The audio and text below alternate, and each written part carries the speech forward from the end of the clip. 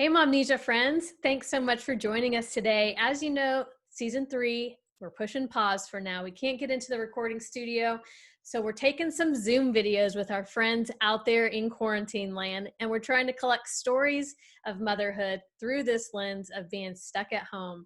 And today, my guest is Lauren Bauer. Lauren, welcome. Hi, thank you. Thanks so much for joining us today. Tell everybody your mom stats. My mom's stats are I have 4 kids. Oldest is 15, learning. They're all summer babies, so they're about to be the next age. But right now, as of today, Brennan, 16, boy. Okay. Caden, no, he's turning 16. I'm so terrible.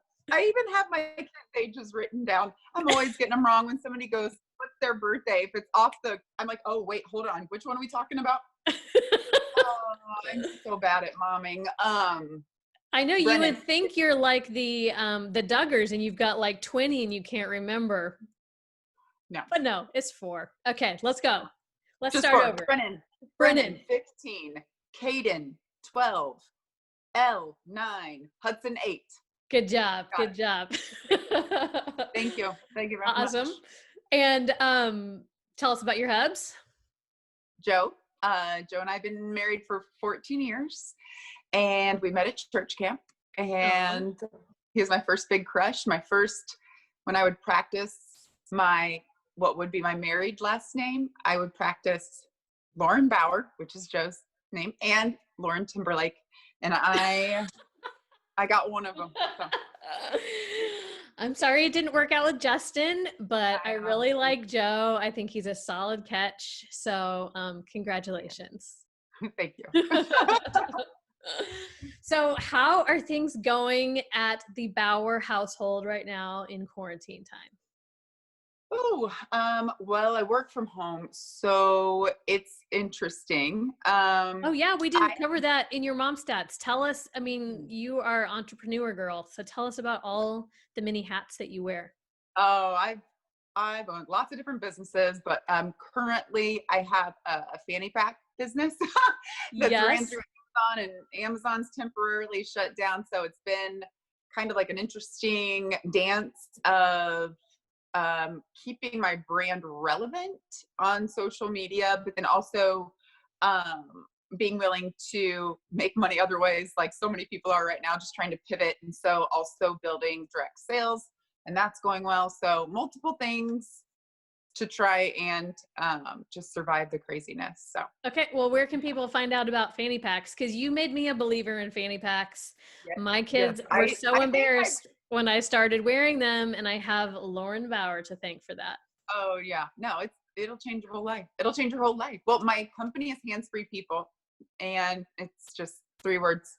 Sounds like it spells like it sounds. handsfreepeople.com, and you can just search that on Amazon. And once everything's up and going, and I can actually send in inventory, bags will be available.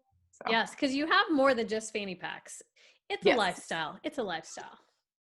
I'll make any kind of bag that somebody wants, as long as your hands are free. That's the whole idea of having a bag on your body that doesn't require like you to your shoulder being weighed down or your hands being occupied. So yeah. Love it. Another thing that I know that you do really well is cooking. And I joined one of your Facebook groups a long time ago. It was like a no eating out challenge. And I love all of the recipes that you do. And I have then shared them with friends who then talk about those recipes as well. And people can find you on TikTok if they want. If you're bored with all the meals you've been cooking so far in quarantine, Lauren can hook you up with some good meals. What's that? Yeah, cook like a mother. Cook like a mother. Cook like a mother. It's so fun. I'm having a lot of fun with that. I thought if I start this, it'll kind of force me to keep being innovative in the kitchen and not leaning on the same 12 meals that you always make. And so kind of pushed me to keep trying and to keep cooking and to not order takeout so much. So yeah, it's kind of took off. So it's really fun. Very cool. Okay, so enough about work stuff. How are things going at home? Tell us a little bit about that. And if there is a specific story that you want to share about what you want to remember or what you wish you could forget, we'd love to hear that too. I will always remember this time. I am not the homeschool type parent. I usually don't have like warm cookies waiting for my kids when they get off the bus, or, it's just, I'll teach my kids how to start a business, or I'll coach their, sports teams. Everybody has different strengths and weaknesses. So true. for me to be like homeschool mom, it's kind of a joke. I can do second grade math, and then beyond that, it's a little bit of a struggle. So it's very, very interesting. When I'm checking problems, I'm using fingers and counting, it's so bad. But my daughter, okay, so we get through. It almost like felt like an extended snow day for the first week. It was exciting. It was new. It was like, right. Oh, trying to get into this new like normal, but it was still exciting like a snow day is. And after the first week comes the second week. At the end of the second week of the kids not going to school and doing e-learning, I get a call from my daughter, Elle's teacher. And she's like, hey, I just wanted to check in to make sure Elle's okay. I said, yeah, why? She goes, well, she hasn't done any of her e-learning this week. I said, what? Yeah, I see her sitting down at the table, like in front of a computer. I know she's doing something. And she goes, oh, no, not a single assignment was turned in. I said, weird. Hold up. Weird. I said, but you said the first week, all of her stuff was turned in. Yeah, oh yeah, she had a great first week. Nothing the second week. I go, that's bizarre. I said, that's probably a glitch in the system or something with her, but right. I'll find out and I'll call you back. So we hung up, and I go over to Elle. I go, Elle, your teacher said nothing's been turned in. You did not do school all week. And she goes, oh yeah, it's optional, Mom. I said, what? I said, what did you say? She goes, yeah, I talked to my friend. She told me all optional. If you can get around to doing it, do it, but you don't actually have to. You're not getting a grade. No grades. No. I said, oh, wow. Okay. So, and then come to find out her friend didn't turn anything in either. So somewhere, something was lost in translation. Someone got the message that it was optional and started spreading that like wildfire. Yeah. So it was fun making up that week of school was fun. And yeah, we learned our lesson though. Everybody knows now, not optional. It's not optional. Definitely not optional. Well, you know what? My sister lives in Nashville, and we were talking about that. And theirs is optional in Nashville. So maybe she's got some connections in Nashville that she's talking to. And I did get her that Facebook Messenger for kids. I wonder if somebody out there.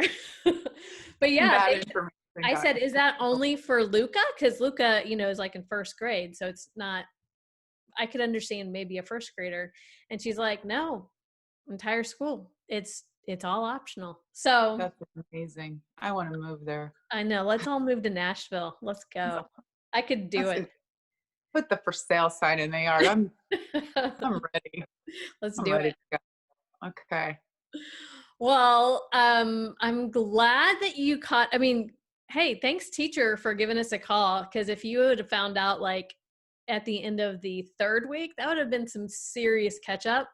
And I can just imagine the fights breaking out on no, sit down, get off the screen, do this homework. That would have been rough.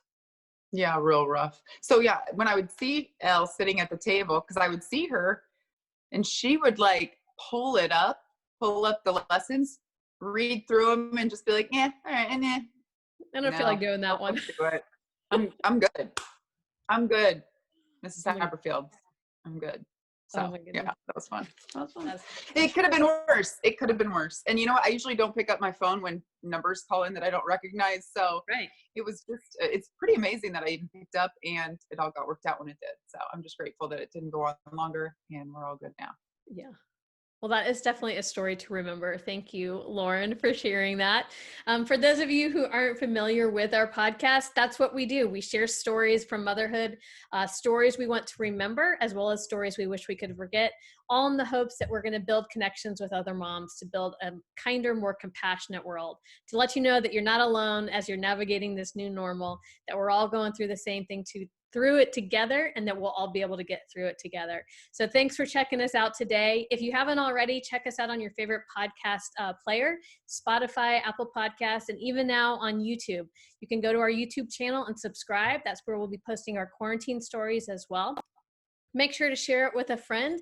And if you have a story that you want to share, reach out to me on Facebook, and I'd be glad to set up a Zoom time with you, collect your story, and share it with our Momnesia community. But for now, stay home, stay healthy, and we'll talk to you later. Bye-bye.